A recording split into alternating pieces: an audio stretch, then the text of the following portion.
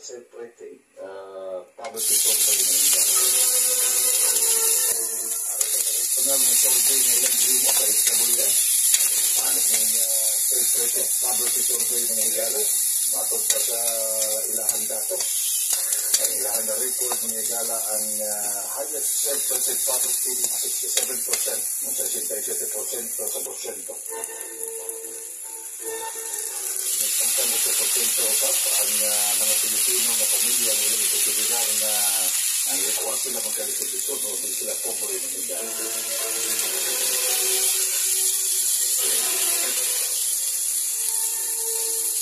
Problema ng higala sa klase sa kinitong pagkaon sa pamilya na ilang konsumo o konsumo matagal, no?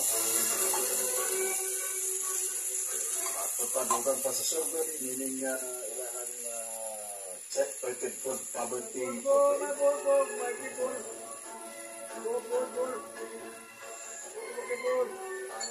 pamilya, punong na ilahan rate, ang ilang kabalingon na food, no? Nagtakbayan sa tuloy, atong silina ng syudad, pinahigala atong gawaton na ang atong kaupat nga si ROC 777, Mary Joy Ricotura. Ate Joy, good morning. Pwede siya, sa Dogarita, kabahit na lang sa ulo, sa Vietnam na nagpayan sa Toledo. Sino naman festival o Vietnamisan Muati sa Hagon.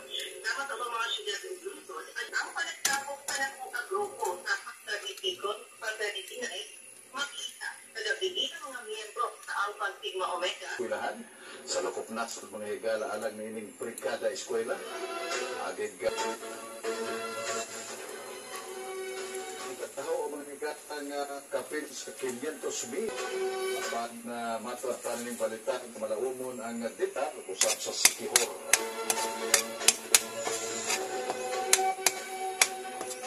Ang direktor ng higala sa Region 7 sa DepEd na si Dr. Sebastiano Jimenez ilahan di parayag nga hukot gihapon ng ilahan pagmonitor.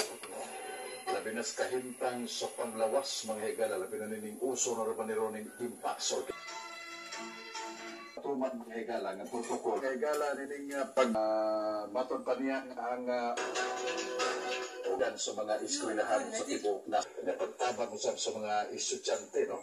Ginikanan, mga guidance o guban pa mga kawani sa eskwelahan, mga magtutudlo mga higala.